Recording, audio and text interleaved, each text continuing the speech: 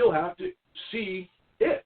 You still have to look at yourself doing it and what it did to the other person and how they felt and how you felt. So, yeah, best thing you can do is just bow away from those people. I love you, man. Be the best person you can be. And if you listen, if we all make mistakes, courage. And right now, forgive yourself for making mistakes, but just try, even in your hard moments, to act from a good place. That's what I do. And I have some really hard moments, you know, and it's hard, but I try so hard to hold on to the center. I was going to say, I worry that people looking at social media see other people, a couple like us, and they go, they're so happy and they're so loving and they get along so great. And we do, but we have our problems too, guys. We do argue. We do have problems with each other. I want you to know we're not a perfect couple, and I don't want you to look at us and think, I can't be like them. Look at how great they are. Because you don't see it. And we're not going to I don't want to watch you have us arguing, but I want you to understand that we're not perfect. We're totally human. We're completely fallible, and you are too, and that's okay. That's part of the journey. Yeah. Learning from your mistakes, making mistakes, and learning from them, or not learning from them, repeating them until you learn from them. Yeah. Okay? But it's okay to be human, and right now there's this massive kind of cultural onus that you're not enough, and you don't do enough, and you don't give enough, and you, and you, and you, and you. Fuck all that shit. Okay? Don't. Like, do you think the Rockefellers are they're all thinking about how they haven't given enough? Ask yourself honestly. Ask yourself honestly, what do you have in terms of your wherewithal to give? And what do people, any billionaire out there that wants me to do shit and go fuck him or herself, excuse me, you got $1 billion. $1 billion? I've talked about this before. I'll say it again. 1 million seconds, guys, is 11 days, and 1 billion seconds is 33 years. That's a huge $1 billion is so much money. It is such an inconceivable amount, the average human, that I don't even want to go into it. And there are people out there with multiple billions and trust funds.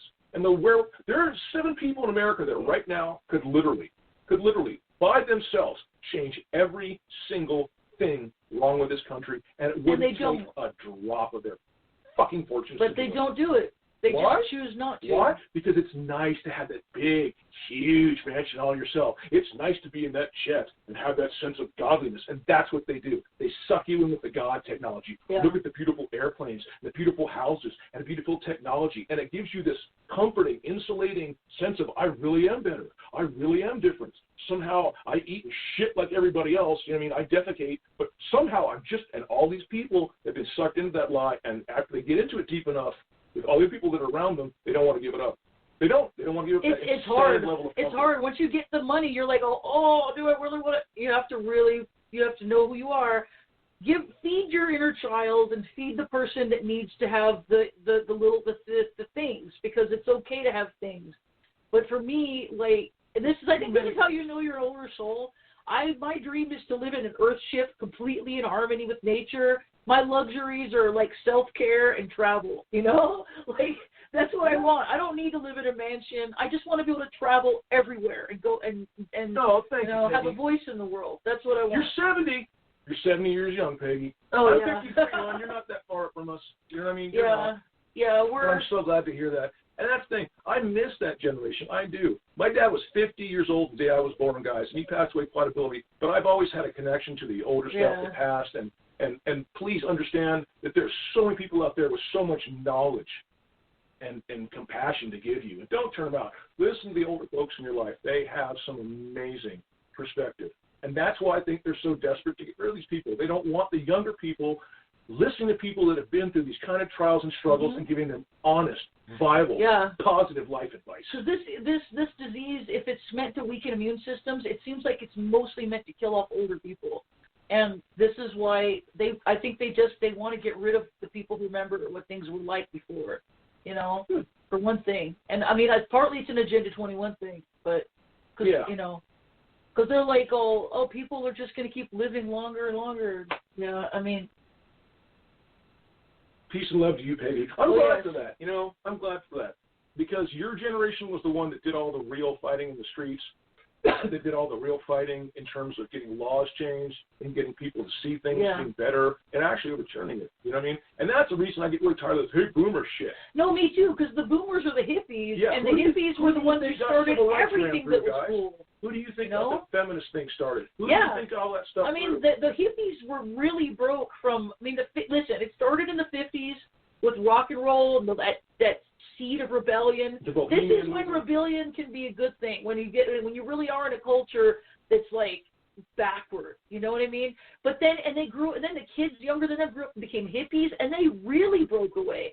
They created their own world. They created their own rules, and they did things, you know, they couldn't finish it. They couldn't. Society. They did, though. The world is different because it's not maybe what they would have wanted, but that was a high goal. That doesn't mean it won't happen. It'll happen later. It'll happen as the new age comes, you know? But a lot of people think that Jack Parsons, who did the Babylon ritual, and a lot of people think he was a very bad guy. I don't think he was a bad guy. I think he was trying. He had his symbols backwards, say, okay, because he liked the dark symbols, but he was trying to bring in the love of the goddess into the world. And some people think the hippie movement is a result of his spell, that he brought in this beautiful, spiritual, loving energy of the goddess to bring love in a time when it was going to be war, you know? And, yeah. I don't know if it's like, I don't know if it's what he did was right or wrong, but maybe he had an effect, and that would be nice if that was possible. And I do believe that people can be reborn and have redemption if they made a mistake. For every decent person out there, there's going to be some crabby old fart. I don't know nothing. Right, baby. Fine, whatever. Yeah. Both sides of the fence. I mean, the boomers who were in the 80s, the yuppies, those guys, those are the ones you blame. You know? And the ones before. All that green is good, Michael Billionaire shit. That was not. Thanks, guys. Yeah, it's those guys. Those guys. You know? They were the bad ones, yeah. But the hippies were actually trying to make a new world, and that's, you know, it was nice. I mean, it was a bit drug-fueled, but honestly, I really think they were just beginning to open their minds, you know, in a world that was so closed-minded. Even when I was a kid, people still kind of thought witches were imaginary. They kind of thought, like, that people who said they were witches were just crazy people who believed that they were things that were, like, not real, you know? And that's just it. When I was a kid, I loved to just dig in the dirt. I loved to play in the garden. I loved to plant things and just watch them come up, you know, get the little mini kits you could get at like a Toys R Us or wherever they sold them, you know? You look like a little kid. She is young. I'd card you, Hunt, personally. Yeah. But yeah, if you guys get a chance, just go. That's what I was going to tell you. Lyrid meteor shower tonight, guys. Oh, yeah, One of the big ones. Very, very great meteor shower. Irony is that there's a pretty full moon as well. Yeah. So the two are kind of got to counterbalance one another. But yeah, if you get a shot, probably just after dusk and then right before sunrise are going to be your best bet. And Wednesday night would be a perfect time for all kinds of magic. Mercury rules over all the magics. Great for communicating with spirits. Anybody who's into that, if you're trying to communicate with the other side, Wednesday would be a really good day for that. Yes, it is the flower moon. Melissa, thank you. And, you know, as far as healing I might do another session with Raphael, but I'll try to do it earlier during the day because I forgot that the hours were slightly later than I thought they were. So, but listen, guys, I just want to say thank you so much for tuning in. It gives us so much hope and happiness to know that people are out there and sharing it with them. Absolutely. With a commensurate mentality. It means the world to us. So thank you, guys. And thank you for all you've done throughout the years. And like I tell you, never forget what a significant impact you make every day just by being you. Well, cool. Right. Just as they say, the time is up, but I think it worked out perfect. It did. So again, thank you guys. You are so much stronger than you know. You have so much more of an impact than you know. Yeah. You resound so much more around you than you know, and you give so many people that you just pass every day without even really looking or seeing so much hope. And we want to thank you and bless you for that, and thank you for giving us that hope. It means the world to us. All right, guys, we're going to cut it. We'll see you guys later. Thank you for being here. You make it worthwhile. You're very welcome. I mean, thank you all. Thank you, Melissa. Thank you for everyone whose name I forgot. I'm terrible. But, yeah, we love you guys. We'll see you next week. Okay. And we might even have something special for you. Yeah. That was a good one. That was. All right. See, it just feels so good to get it. Honey, we're still live. Yes, it's so good to be here, and I love you guys, and it is good to get it done because I love talking to everybody.